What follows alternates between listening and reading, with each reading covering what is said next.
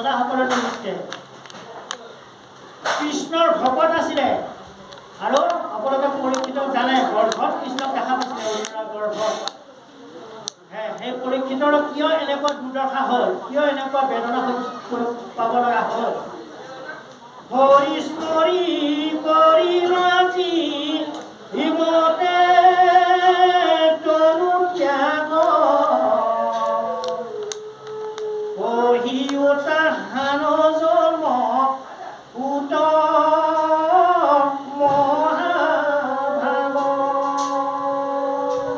কিদৰে প্ৰভু ভগৱানক স্মৰণ কৰি তনু দেহ ত্যাগ কৰিলে আৰু পয়ু তাহানৰ জন্ম তেওঁৰ জন্মৰ ৰহস্যৰ কথা আমাক অৱগত কৰোৱা এইবুলি এতিয়া আমাক পদবন্ধে কৈ দিছে হে বিষ্ণু বৈষ্ণৱৰ কিঞ্চি একো নাহি ভেদ গুৰু কথা কৰে পাত কিৰ স্কন্ধ ছেদ এতেকে শুনিবো আমি ভকত চৰিত্ৰ তাৰিব আবে গুণপুৰ কৰিত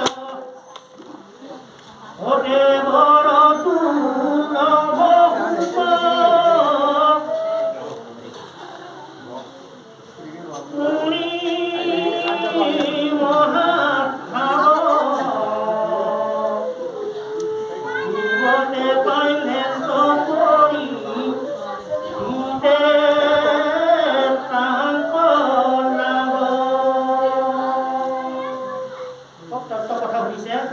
দেৱলৰ দুৰ্লভ ভূত মহামুনি মহাভাগ সেই পৰীক্ষিত ৰজাই ভূত মহামুনি কেনেদৰে লগ পালে পাই কিমতে পাইলে পৰীক্ষিত কাম কৰা পৰীক্ষিত কিদৰে তেওঁ লগ পালে আমাক এই সমস্ত কথা কোৱা এই বৈকুণ্ঠৰ শাস্ত্ৰ যিটো বেদান্তৰ তত্ত্ব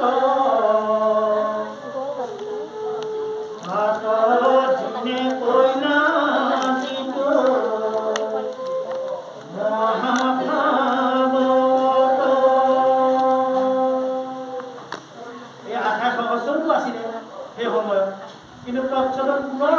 আৰম্ভণিৰ পৰা শুনি আছে কি বুলি শুনিছে চাওক পৰিয়ক 7 দিনে কৰিলে যিটো মহাভাগৱত কিহেতু ৰাজাতয়াসী দংকিলে তৈঘতে আইলা গতি ভাগৱত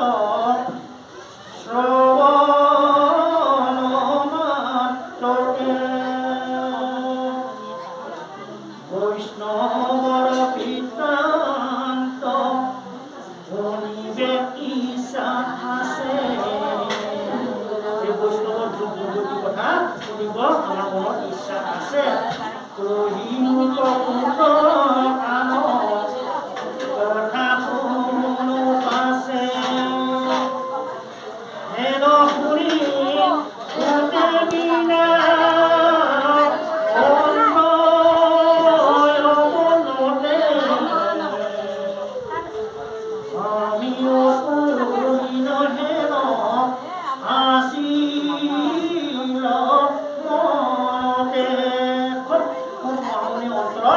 আঘাত পাইছে দুখ পাইছে আনন্দৰ দুখ কি আনন্দৰ দুখ কাৰণ 7 দিনে মই নিজ জাতি বুলি ভাবি আছো সেইকাৰণে কৈছে তোমাহাৰ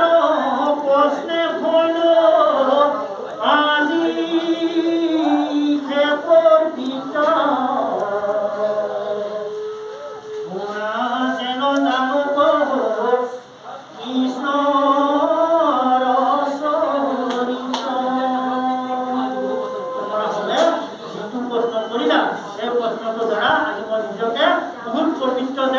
অনুভৱ হৈছে আৰু মই যিখিনি জানো সেইকাৰণে যত্ন কৰাৰ আগত তেওঁ সমস্ত কি কৈছে ভাবে শেষে কথা কোনে কহিবে স্বৰূপে যেন পতিউৰে স্বৰূপে জীৱনলৈকে আছে ঠিক জীৱনলৈকে উৰিব তললৈ কৃষ্ণৰ খুলি দিম আছে সেইখিনিহে মই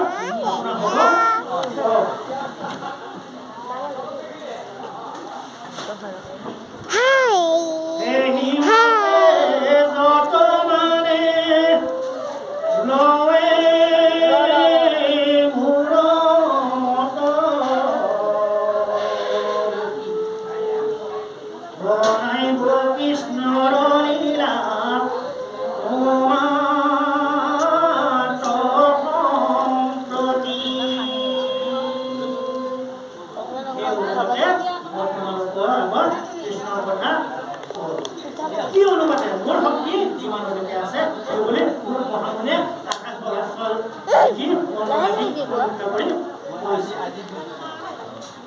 প্ৰথম কথা আলোচনা কৰিছে কি কৰি চাওক প্ৰথম কথা কৈছে এক গ্ৰাম্য কথা কথনে পানী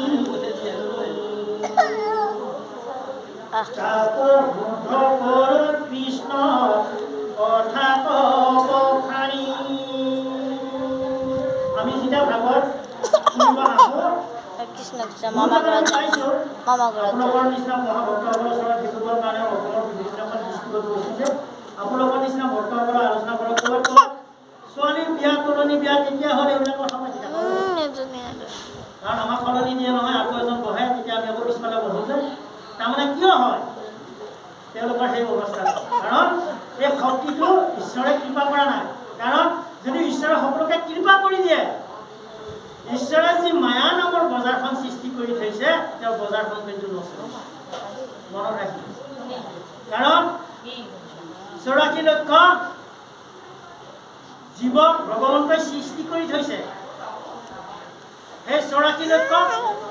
অতিক্ৰম কৰি আপুনি মই মনুষ্য জীৱন 20 লক্ষ বিধ গছ-গছনি জন্মলৈ আহিছোঁ 10 লক্ষ বিধ বিভিন্ন প্ৰজাতিৰ মাছ আৰু মগৰৰ জন্মলৈ আহিছোঁ 9 লক্ষ বিধ বিভিন্ন প্ৰজাতিৰ কাছৰ জন্মলৈ আহিছোঁ 30 লক্ষ বিধ বিভিন্ন প্ৰজাতিৰ চৰাই চিৰিকটি জন্মলৈ আহিছোঁ 10 লক্ষ বিধ বিভিন্ন 30 লক্ষ বিধ বিভিন্ন প্ৰজাতিৰ জীৱ-জন্তুৰ জন্মলৈ আহিছোঁ 10 লক্ষ বিধ চৰাই চিৰিকটি জন্মলৈ আহিছোঁ 4 লক্ষ বিধ বান্দৰৰ জন্মলৈ আহিছোঁ 2 লক্ষ বিধ অৰ্ধ মানৱ হিতাহিত্যপূৰ্ণ চিম্পাঞ্জীৰ জন্মলৈ এই মনুষ্য জন্ম পাইছোঁ সেইকাৰণে মনুষ্য জন্মটো পাইবলৈ আমাক কৃপাৰ গুৰুজনাই আহ্বান জনাইছে সমস্ত জীৱনৰ উদ্ধাৰৰ নিমিত্তে আপোনালোকে দ্বিতীয়বাৰ মনুষ্য জন্ম নাপাব কাৰণ গছ-গছনিয়ে ফল দি আছে নিজে নাখায় আনক খুৱাইছে মনুষ্য জন্ম পাবৰ কাৰণে চৰাই চিৰিকটিয়ে পোৱালি দিছে ডিম দিছে নিজে নাখায় আনক খুৱাইছে মনুষ্য জন্ম পাবৰ নিমিত্তে অকল চৰাই চিৰিকটি গছ-গছনি নদী সৰোবৰ আদি কৰি নহয় ব্ৰহ্মা আদি কৰি 33 কোটি দেৱতা মনুষ্য জন্ম ল'বৰ কাৰণে পুৰুষাৰ্থ চেষ্টা কৰি আছে মনত ৰাখিব গতিকে এই মনুষ্য জীৱনটো পৰম ভাগ্যপূৰ্ণ পাইছোঁ সেইকাৰণে কৈছে ভাৰতে পৰীক্ষে তনো হেনথলে নাপাইবা কোনো মহাভাগৱত হস্তে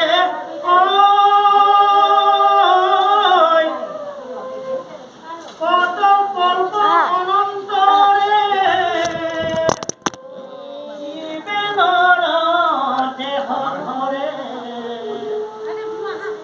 যদি থাকে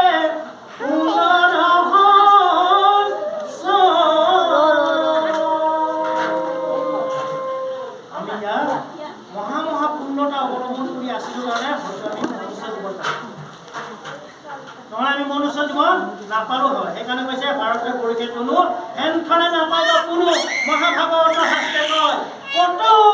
কল্প অনন্তৰে জীৱে নৰ দেহ ধৰে যদি থাকে পূৰ্ণ হয়। গতিকে এই পূৰ্ণতা যদি আমাৰ থাকে আছিলে মনুষ্য জীৱন আমি পালো। এই মনুষ্য জীৱনটোৱে হ'ল উত্তম পন্থা ক'ত যাবৰ কাৰণে প্ৰভু ভগৱন্তৰ লগত একাকাৰ হ'বৰ কাৰণে। আৰু আমি মনুষ্য জীৱন পাম বুলি আশা কৰিব নালাগে, কাৰণ আমি সমস্ত জীৱ জন্তু মনুষ্য জীৱই কৰ্ম কৰাটো দূৰৰ কথা, জীৱ জন্তু সকলোৱে কৰ্ম কৰি আছে। মনুষ্য জীৱনো সকলোৱে কৰ্ম কৰে আৰু কৰ্মৰ ফল সদায় তিনিটা। মনত ৰাখিব, যি কৰ্মই কৰক তাৰ ফল তিনিটা, এটা ভাল, এটা বেয়া, এটা মিশ্ৰিত। এই তিনিটা ফল পাবই। ভাল ফল কৰ্ম কৰিলে আপুনি মই স্বৰ্গত যাম, দেৱতা হওক। আপুনি সময় আমিও বৰ্তমান হয়তো দেৱতা হৈছোঁ বুলি আমাৰ শাস্ত্ৰ কিতাপত দিছে।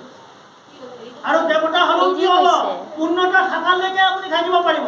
তাৰপিছত আকৌ গটা মাৰি পেলাই দিব। 2 নম্বৰ, বেয়া কৰ্ম। বেয়া কৰ্ম হ'লে অৰ্ধজনীত জন্ম দিব বুলি আমাৰ শাস্ত্ৰই কৈছে। পোক পৰুৱা চৰাই চিৰিকটি এইবিলাক হ'ল অৰ্ধজনী, তাতে জন্ম দিব। আৰু যদি ভাল বেয়া